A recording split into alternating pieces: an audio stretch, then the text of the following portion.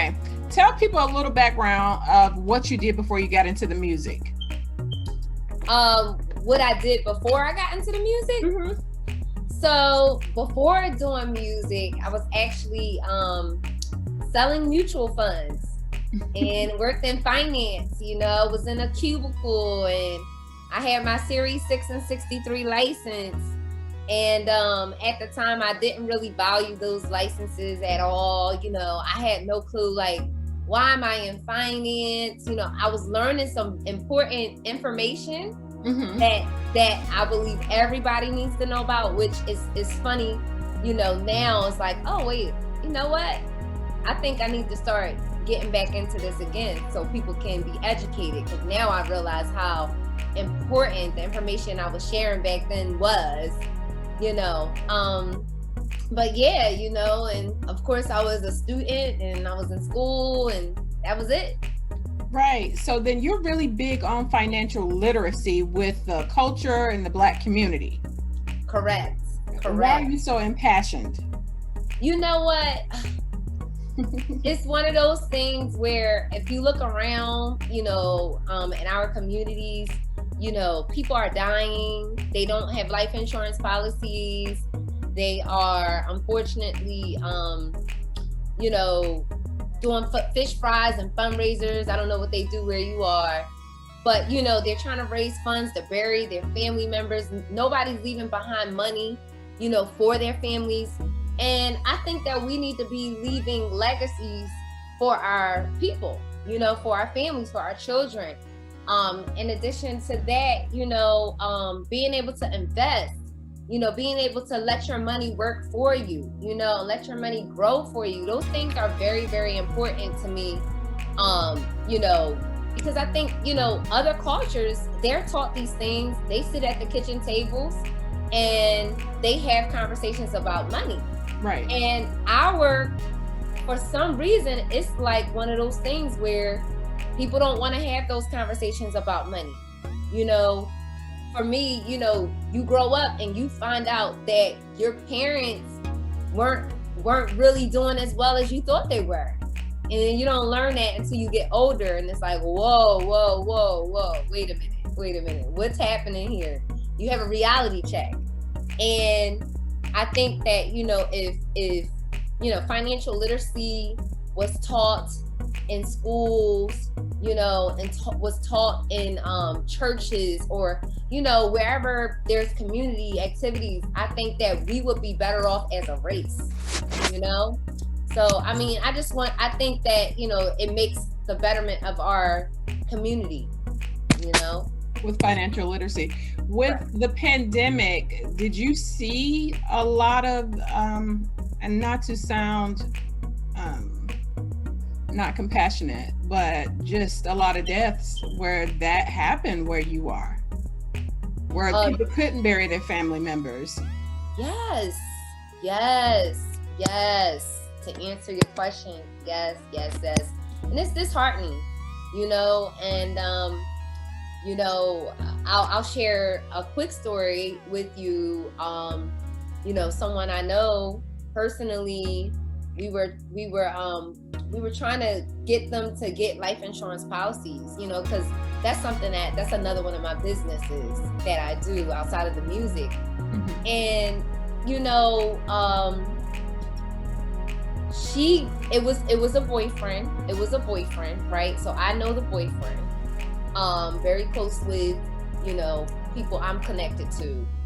And he said, you know, I want to pay for my girlfriend's policy because he couldn't get his own policy.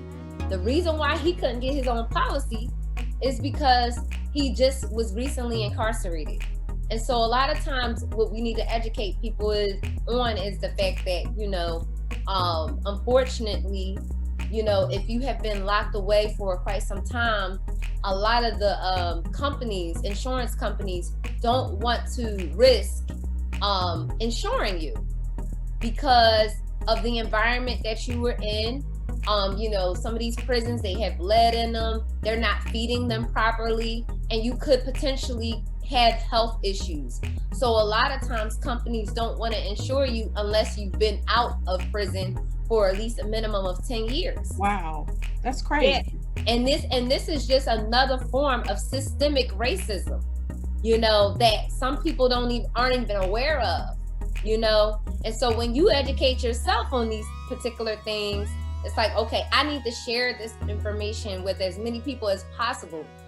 So he tried to get his girlfriend a policy, and it became an uproar. It was like one of the biggest things ever, you know, for him to want to get her a policy, because she felt like, what are you trying to kill me? You know, you trying to put me in the grave before I die? And, you know, it was like an argument. It blew up. And that just shows just the miseducation that people have when it comes to financial literacy, you know. Right. And, you know, unfortunately, this lady, you know, this conversation was like last summer. This lady passed away about a month ago. And I just think to myself, God, man, if only Did she have the insurance? She never got the insurance. Oh my God. She never got the insurance. And so I just keep thinking to myself, this woman could have got $50, you know, worth of some insurance, and could have paid out a lump sum, could took care of her kids. You know what I mean? Right. You know, so it's just a unfortunate thing. So I'm very passionate about it, because, you know, there's people who are very close to you who just misinformed, they're miseducated. Nobody's talking about these things. And if I could plant a seed into someone, you know, and, you know, a lot of times just the way the universe works is when you plant a seed in someone, they eventually start hearing more about it. Right. You know, somebody else brings it up to them, you know, and then hopefully that seed that you planted will grow, and they'll do what they need to do for themselves, you know. So it's just, you know, outside of the music, you know, I believe, you know, you want to have multiple streams of income, right. You know, and if you can grow your money, if you can invest your money, or if you can protect your money, because that's what life insurance is, right? Is protection. You know, if you can do these particular things, then you can excel, you know what I mean? And you can help, you know, more than yourself. That's, you know, the fact that you're doing that is wonderful, because you have a lot of people who really don't believe in it, just like they don't believe in home ownership. So yeah, they don't, right? So you're looking at the bigger picture, and I love that about you as an artist, that you're just like forward thinking, like, no, this is like, we got bigger fish to fry. This is my passion, but this is what I want to help you with as the culture. So I love that. And that's why I say you're a serial philanthropist, or I always get that word wrong. It's all good. But when I say serial, I'm like, gosh, she's so involved with so much stuff. So then with the youth, what else are you involved with that people don't know about who's watching this video? Yes, so SCH Creative and Performing Arts is my nonprofit organization, which I formed 10 years ago. Oh. And, you know, we've been serving, well, really, it's still 10 years, but we didn't actually implement our programs until 2 years after we formed. Because that entire time we were like trying to look for locations and things of that sort to run our programs. Mm-hmm. And you know, we are after school program that services youth, young children who are interested in the arts. And when we first started, we had dance classes, videography classes, photography, production engineering, like if you want to learn how to produce music and use those programs, vocal music and musical theater, so many programs. Love it. And we also did enrichment programs as well. So we wanted to make sure that they got some enrichment as well. Mm-hmm. And we pivoted about 3 years ago to implement another program under the SCH Creative and Performing Arts called the Fly Star program, and Fly stands for Forever Love Yourself. I released a song called Fly that empowers Black people, and I had released it on you know, in Black History Month in February, right, a few years ago. And I said, you know what, I'm gonna start a program And the program strictly focuses on helping artists learn what it truly takes to be an artist. And this is youth, you know, because my journey has been a complete learning experience. Wow. It's been a learning experience for me. And, you know, when I first got into music, I had no clue what I was getting myself into. I didn't know many people. I didn't know much about the business. All I knew was that I could sing and I could write music, and that was it. I didn't really understand everything. So, and I'm still learning to this day. You know, I still don't have everything figured out, but you know what? What I do know is that what I do know, I'm going to give back, you know? And, you know, it focuses on, you know, young artists who want to learn the business, want to know what it truly takes. I give them the gems, and I bring, you know, people in my network in to come and speak to them, the professionals that work in different areas. They learned about how to copyright their music, how to distribute their music, how to brand themselves, all types of things. And in addition to that, you know, we do the Fly Tour program. And I'm sorry, not the Fly Tour program, but the Fly Tour, where we go into schools and we give a concert, and all music must be positive, uplifting music. You know, nothing about killing this person and these drugs and that drugs, you know, but like music that, you know, I think should be great for the ears of young listeners, because music programs your mind, right? You know, whether we believe it or not. You know, I go to concerts and I go to events, and I hear rappers say, don't do what I say in my music, or don't, you know, it's just music, it's just entertainment. No, you're actually programming the minds of your listeners. That's why you got to be very, very careful, because words are spells, you know, that's why we call it spelling. We call it spelling for a reason. So, you know, I like to teach those things to youth, and we recognize, you know, we recognize somebody in the school and we give them gifts and we put on a show, and, you know, that's my way of giving back, because people gave back to me when I was a kid. And now that I'm not a kid, I feel like I have to serve back. That's my way of doing God's work. I love that. You are just so inspiring. You remind me, like when I was younger, and don't ask me my age, but when I was younger, we'll lead with that. We had this program called the Minority Achievement Program that offer everything that you're talking about. And you don't see a lot of those, or they're chopped up in different programs. You're not going to get it all in one scope of a program. So I love that you're doing that for the youth. And that's just like, how do you work with the school system directly, or how did you get involved with that? Well, not really directly with the school district, but I have relationships at different schools, and I reach out to the principals and I talk to them and, you know, let them know what we're doing, and they invite us in. I love that. And then as far as your music, that's just a whole other, like, I'm like, this woman is talented. Don't want to call you girl, but girl. Girl, woman, it's all the same. You are talented. So tell me about your music. So it's versatile, you know. One thing about me is I don't like to be kept in a box.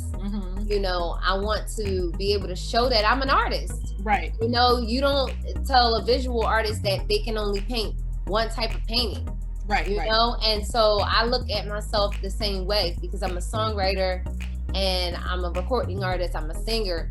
You know, I want to be able to do different things. So my music is focused on R&B, is rhythm, is blues, and it is, you know, all different types of rhythm and blues, you know, that you can, you know, think of, you know, whether it be a retro 80s vibe all the way down to something commercial to today's vibe. I can give that to you, and that's what I give my listeners. I give them every part of me. I give them the singing Suzann that can belt and can, like, oh, she killing it. And I can give them the Suzann that's kind of like chilling, you know, in the song. So, you know, my music is all about love, and it's about, you know, the ups and downs and the duality of love. Ain't that the truth? I was listening to your music today, and I'm like, ooh, this one. This one. But my favorite singles off your newest material, Vibrate High and Out on a Limb. Bomb. Ooh. Thank you. Shout out to D. Angeletti. He's a legend. Legendary producer and songwriter, also known as the Mad Rapper. He helped me put that entire project together, Vibrate High.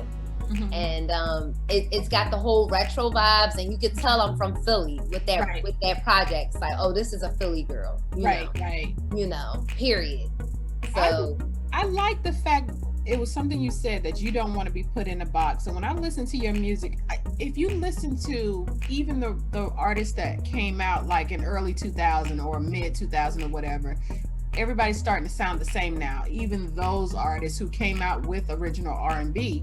So your music is still original. It's not, you're not trying to fit in, you're staying true to your craft. So that, to be able to sound the way that you do and be true to your craft and still get a fan base, that's amazing. So how has, like, growing your fan base, how has that been? You know, it's been trying. It's one of the hardest things, I think, to do for some people, you know, not for everybody. I think it really just depends on like your surroundings, who you're around, where you grow up, how you grow up, and all those things. But what I will say is, you know, and I've done a lot of shows. I've done so many shows. A lot of my fans come from performing live. So I know within the last year, it's been very difficult to grow because I haven't really been able to do anything live. You know, it's one thing to be digital.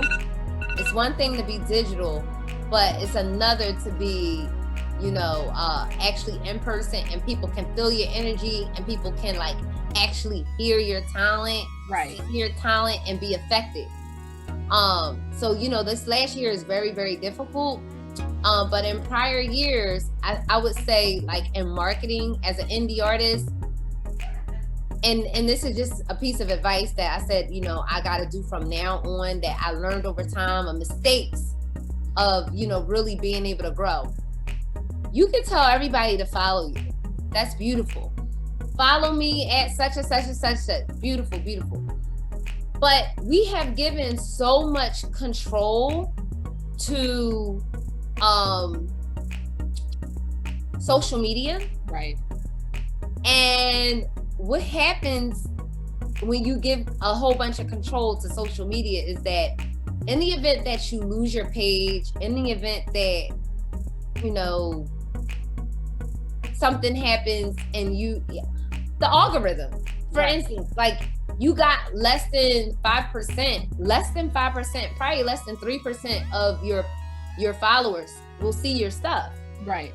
So it's like, I'm following people, but I never see their stuff. Right. Well, what's the point in y'all having me follow people if y'all not gonna allow me to see them?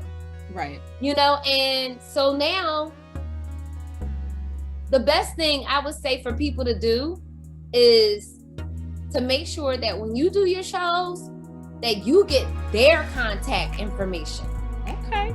You know, so now it's like, you need to be at the shows, getting and telling people to go to your website, or getting in front of people, have your team of people, having people sign up and subscribe to you. Because now when you do release things, you have an email or you have a text message blast that you can send out and directly connect to these people. Otherwise, it's like, oh, I didn't even know you dropped a record. Oh, I didn't even know you had a show. Why? Because they're only following you on Instagram and they can't see you. Right. So, yeah. I mean, but I've been able to grow, but I think I could have had a more extensive growth had I done some things differently. Wow. You know, that's another thing that I love about you, that you're still learning. You don't claim to be this expert. And even if this is something that you are knowledgeable of, you're like, no, there's still more for you to do with this thing. I'm still learning. So I think that with what you're doing and then schooling people, because people don't like giving advice. Like, they really don't. So why is it important for you to uplift other artists on your way up? It's so important because it's something that I wish that I had. And I think that if I had people around me who embraced me or who recognize like, yo, you know, she's working or she's doing this and she probably needs help, that kind of just schooled me on a couple things. It could have saved me a lot of time. It could have saved me money. It could have saved me labor. It could have saved me so many things, you know, if I could have just got the game, you know. So of course there's, you know, it's no better way of learning things by actually going through them yourself. Thanks. But you know, when you have some guidance and you have somebody that you can reach out to and ask questions about certain things, you know what I mean? Early on in your career, it changes things for you, you know? I agree. It changes a lot, and your perspective is number one. Oh yeah. Perspective is like huge, you know, because even, you know, doing music, your mindset has to be like ready for it. That's right. Now, with your writing, this is an interesting question, and it may never have happened to you, but have you ever been ghosted before, and did you write a song about it? Have I ever been ghosted before? Like somebody just left me. I never had anybody leave me. Somebody's like, nah, girl, not this chick. I never had anybody just be like, bye, I'm done with you. And like, I looked up and I couldn't find them. I haven't had that experience. But I've written many times about breakups and, you know, just, you know, even the latest record is about, you know, a relationship supposed to be a certain way. You know, you expect things to be a certain way, and then it's not that way anymore. Like, you know, it's over. It's like, dang, you know, we were supposed to be good on so many levels, but we're not. You know, what happened? Right. So. Well, do you write all your own songs? No, I don't write all of my own songs, you know. It's good to collaborate with people, you know. It's really good to have songwriters, you know, just to expand you know what I mean? Feed off of everything. So no, to answer your question, I'm not one of them hermit songwriters that don't want to connect with other writers. Right. You know what I mean? So, you know, people bring other you know, other things to your song, like that you need, that you it's not within you, you know, or maybe it is, but they help bring it out, you know. Right. Your range is ridiculously crazy. Like, I heard you, same voice but different ranges, and when I say you can blow, that just gives me that old school feel where I'm at my grandma's liquor house listening to her jukebox. You have those vocals and it's crazy. Have you had vocal training? Well, because there's it's like there's no quick yes or no, because I never really had one-on-one training that I stuck with. Like, I can't say, oh, this is my vocal trainer, she trained me for XYZ amount of years, or he trained me. I never had that. But what I did have was a ton of vocal training in choirs, church choirs, gospel choirs, my school choirs, and that's how my voice got developed. You know, my voice was developed because, you know, all my life I was put in those predicaments and those places, and being able to train my ear, being able to train my voice, you know, and singing soprano in the gospel choirs, you know, be able to do certain things. But if I ever needed to step in and do tenor, I could step up and do tenor. So, you know, I noticed that about me, is like I could sing any part, you know, and you know, God blessed me with a gift. Yes, he did. So with that gift, you've performed, you've opened up for numerous, like many artists. What has been your favorite performance? I don't know if I've ever had a favorite performance. So, because all of them I really cherish.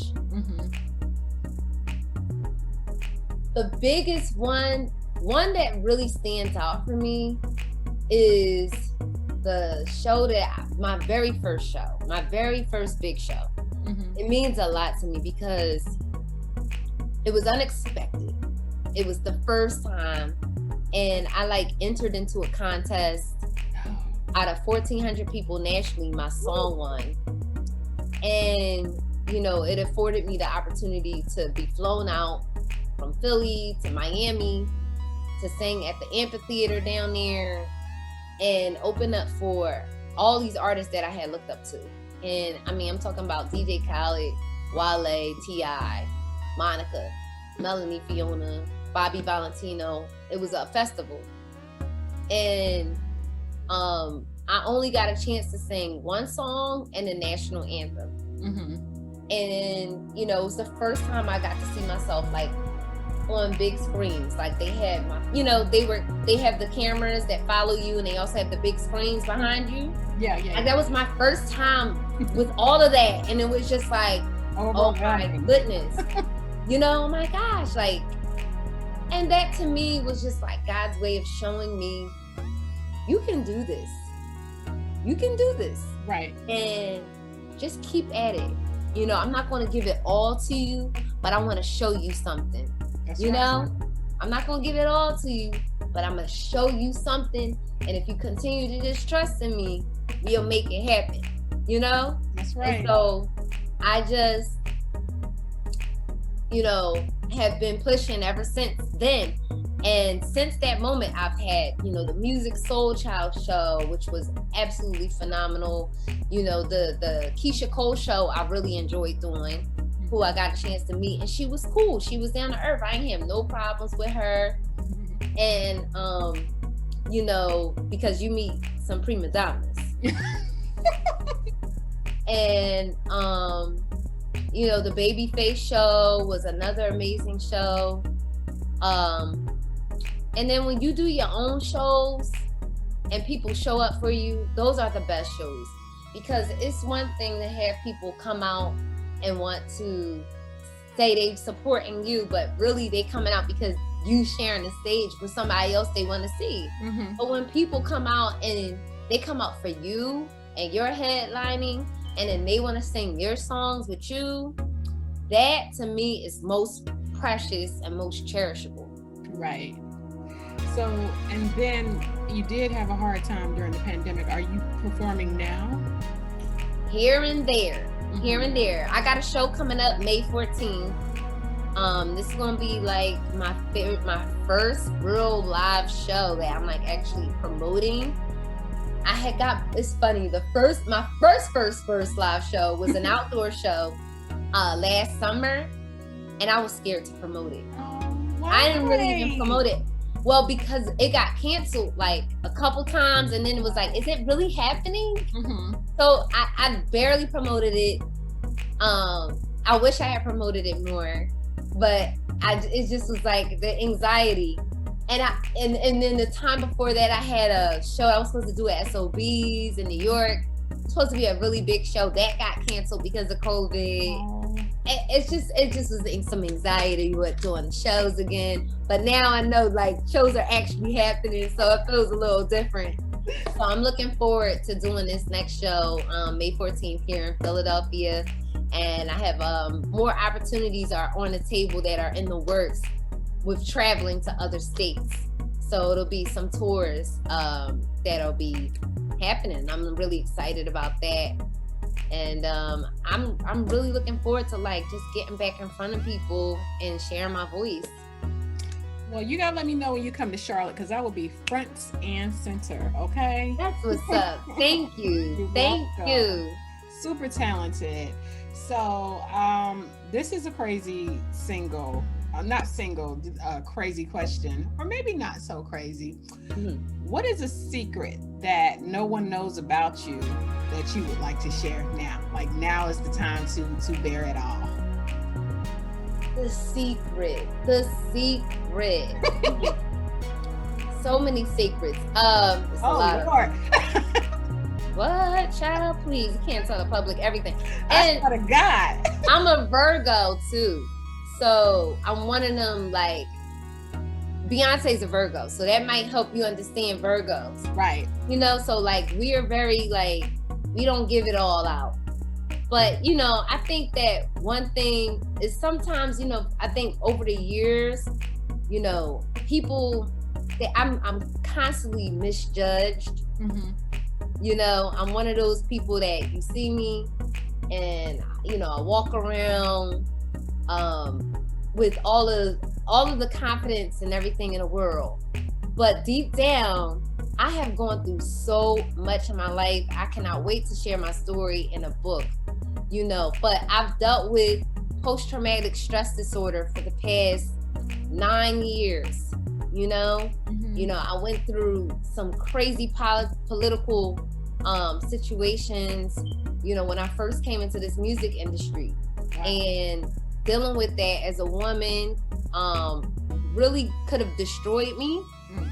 But I pushed through what I had to push through, you know, and I trusted God this whole entire time. And that's the only reason why I've been consistent with putting out music and still believing in myself to continue to do this. And my anxiety levels have been through the roof.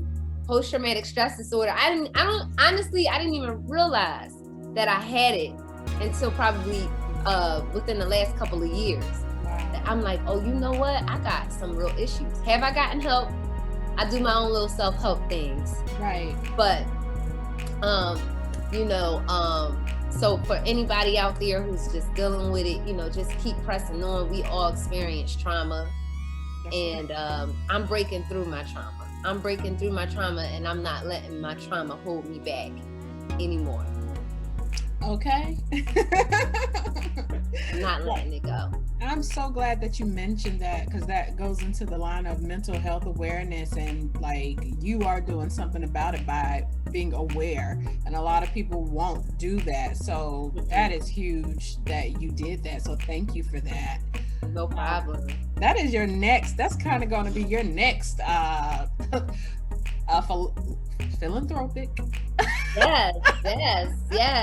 Yes, for real, because it's a real situation. Yes. You know, and you know, I'm like, I had to be very honest with myself. Like, I've dealt with depression, you know, and post-traumatic stress disorder for years. And I'm like, yo, I've been going through this, you know, but, you know, I beat it. You know, I have my moments, you know, but